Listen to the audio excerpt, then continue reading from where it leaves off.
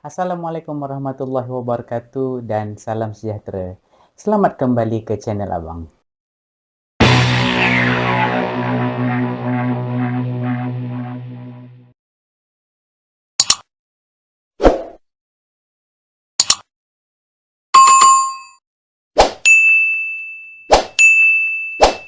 Sebelum ini, kita ceritakan perjalanan ataupun pengalaman Abang sampailah kita bermalam ke Puncak Tahan. Ingat tak? Yang lepas kan? So, hari ini, pada kali ini, Abang nak cerita sambungan dia lah. Jadinya, last time, pada malam tu sebenarnya kami tiba lewat. Okey, kan kita ada 40 orang. Jadi, kumpulan kami pada waktu itu telah terpecah kepada beberapa grup. So grup abang ni, grup yang 15 orang lebih kurang 14-15 orang macam tu. Kami sampai lebih kurang dalam pukul 9 malam macam tu lah. Sebenarnya agak lewat lah. Sebab biasanya kita akan berhenti berjalan lebih awal, lebih kurang dalam pukul 5 ke pukul 6 macam tu, ataupun paling lewat pun dalam pukul 7 macam tu. Tetapi oleh sebab kami terputus-putus dan ada antara kami punya anggota yang injet pada ketika itu, so kami agak kelewatan pada malam itu. Tapi kami sampai lebih kurang dalam pukul 9 malam. Jadi pada malam tu memang selepas yang perbincangan dengan Syam sebelum tu kan, so cerita tu sampai di situ saja. Jadi memang malam tu kami dah penat sangat, jadi kami tidur. Okey, pada keesokan harinya kami meneruskan perjalanan. Kalau nak tahu untuk yang trip yang kali ini, perjalanan kami bermula dari Kuala Juram dan kami akan turun di Kuala Tahan. Planningnya macam itulah. So perjalanan lebih kurang 5 hingga ke 7 hari. Dia bergantung kepada kita punya speed lah. So kalau ikutkan pada kami punya speed dan juga anggota yang cedera pada ketika itu, so dia mungkin akan pergi ke 7 hari lah, lebih kurang macam tu. Jadi hari keesokan harinya kami pun bangun agak lewat dah masa tu. Pukul 10 pagi baru kami mulakan perjalanan turun tau.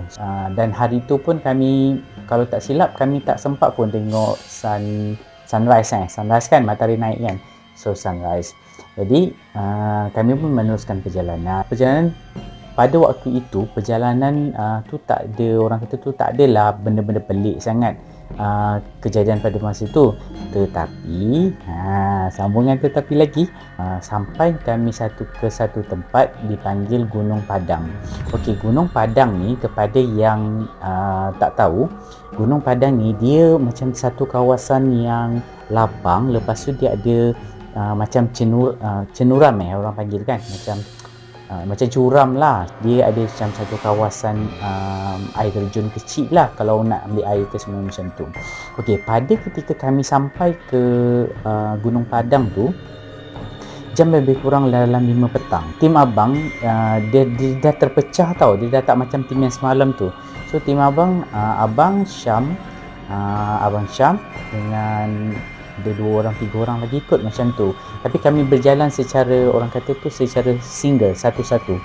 Bukan orang kata tu pair-pair macam tu lah. Kita berjalan satu-satu. Jadi nak dijadikan cerita, pada waktu itu abang nampak seorang kami punya kawan yang kononnya pada waktu itu dia dah sampai dahulu.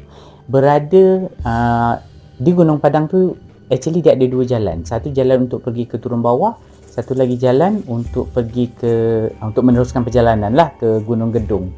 Kami punya destinasi adalah Gunung Gedung. Jadi waktu itu abang nampak ada kawan kami berada di situ. Kawan yang abang nampak itu tadi, dia melambai seolah-olah macam ajak kami turun ke bawah, macam nak ambil air semua macam itulah.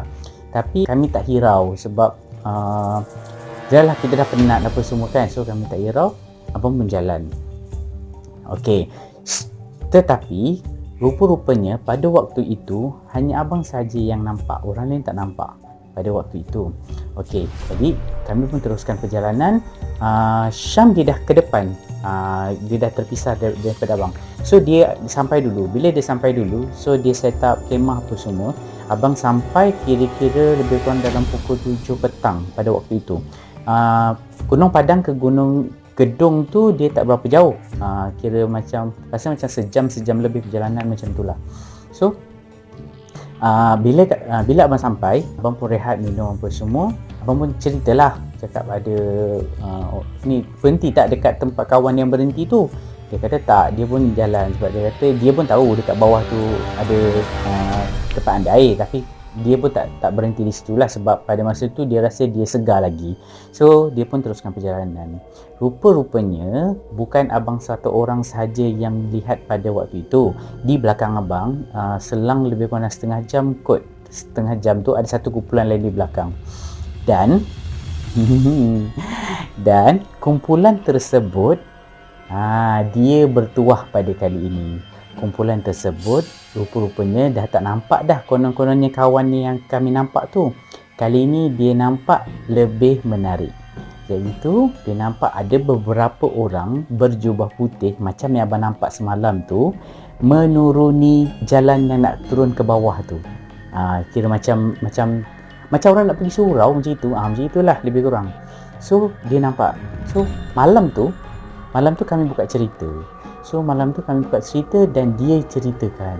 So dia pun macam bila dia nampak macam tu, dia macam berdegau lah. Orang katakan memang ni memang lama cerita kan. So diteruskan perjalanan, dia tak tengok. Tapi dia memang nampak orang tu dia pun. Tak tahulah orang ke apa pun makhluk yang turun tu lah, macam nak pergi solat lah dia pun macam tu. So dia pun jalan. Dia pergi jalan. So dan alhamdulillah dia selamatlah sampai. Kami pada waktu tu macam terfikir, apa yang akan jadi pada dia kalau tiba-tiba dia ikut orang tu. Ataupun abang sendiri pada waktu itu abang follow orang yang melambai, ajak turun tu kan, ajak turun ke bawah tu. So alhamdulillah lah tak ada apa-apa yang berlaku sebab kami pun abaikan.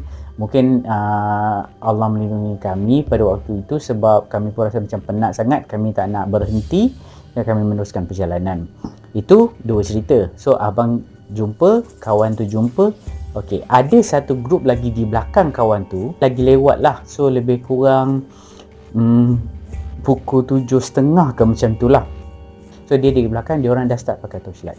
So bila dia pakai torchlight, di tempat yang sama juga dia nampak satu sinaran torchlight yang turun ke bawah.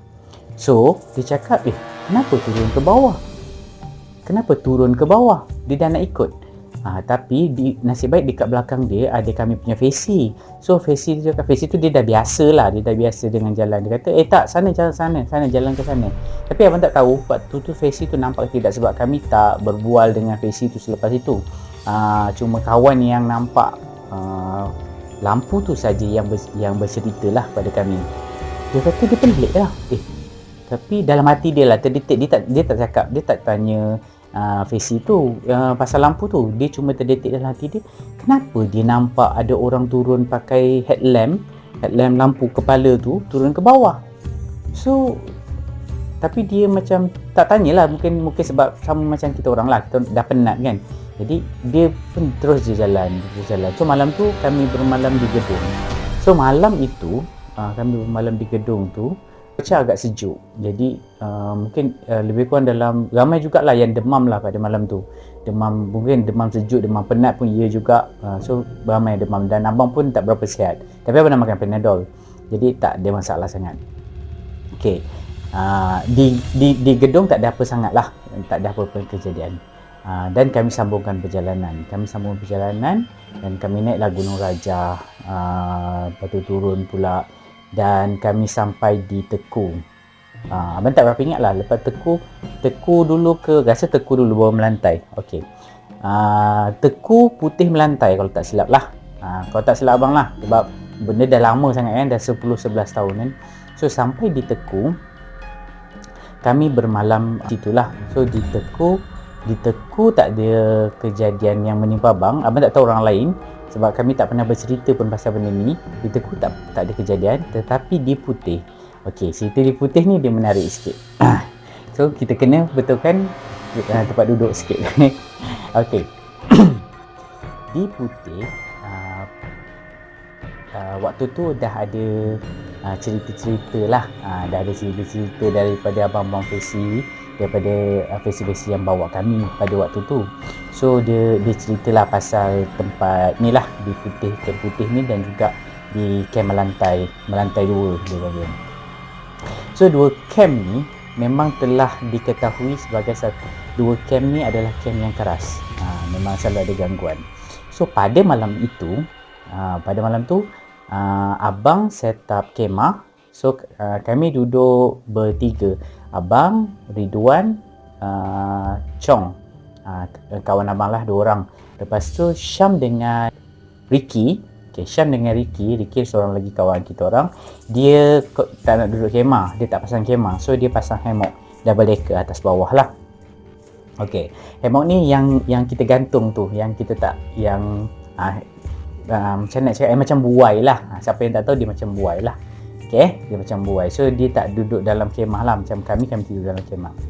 So malam tu kami tidur. Lepas tu Ricky ni, dia pergi nak mencari katak. Ricky ni orang Sabah. So dia memang dia makan benda-benda macam tu kan. So malam tu dia nak cari lauk. Dia kata nak pergi cari lauk. So dia pun pergi.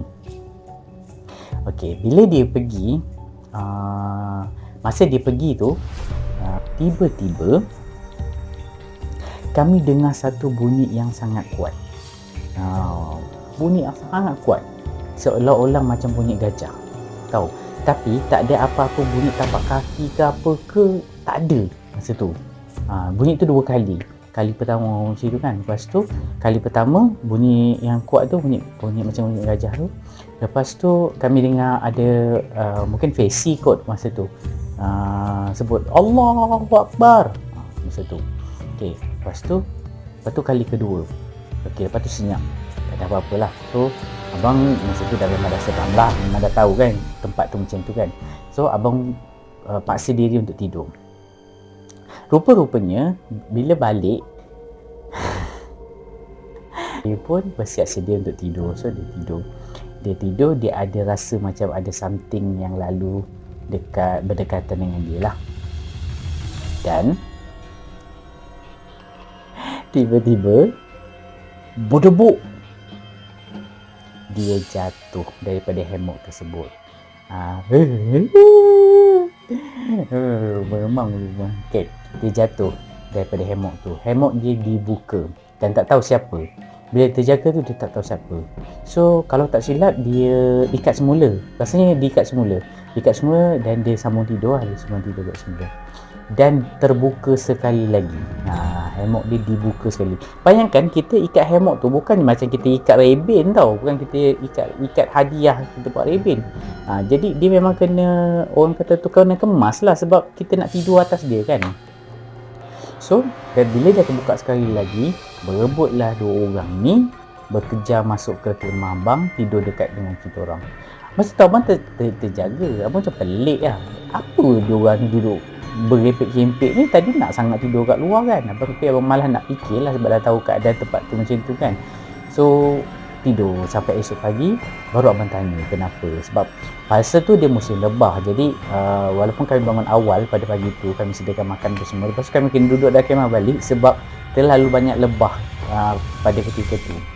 So dia orang bercerita, dia orang cerita apa yang berlaku pada malam tu. Dan barulah kami tahu kenapa dia orang tidur, dia orang menyelit dekat kemah kita orang kan. Itu selesai di Putih lah, di Putih.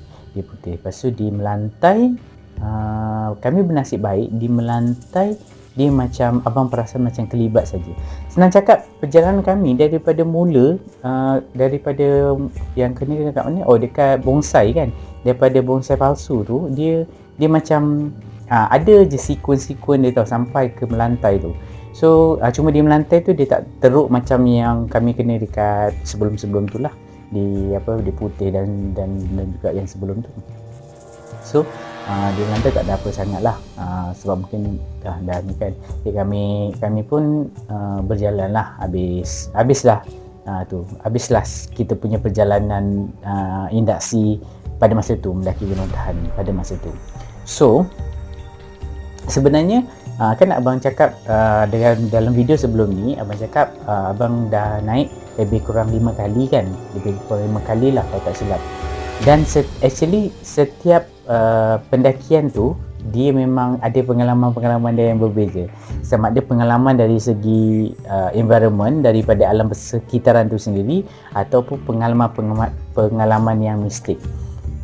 Dan dia jadikan menarik lah sebenarnya, dia jadikan menarik pengalaman kita kan.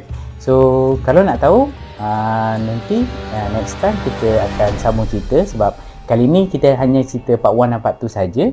Nanti mungkin kita cerita-cerita benda lain. Actually ada banyak lagi cerita lain yang abang nak ceritakan selepas ni, pengalaman mistik abang. Jangan lupa subscribe, komen, tolong komen kalau ada apa-apa yang nak share ke ataupun nak sharing pengalaman yang sama yang kita orang dapat ke, boleh komen, boleh ceritakan sekali, atau dan juga like dan juga minta share-sharekan lah. Okay, supaya lepas ni abang lebih semangat lagi untuk sharekan cerita-cerita yang akan datang. So thank you very much dan kita jumpa lagi. Assalamualaikum warahmatullahi wabarakatuh.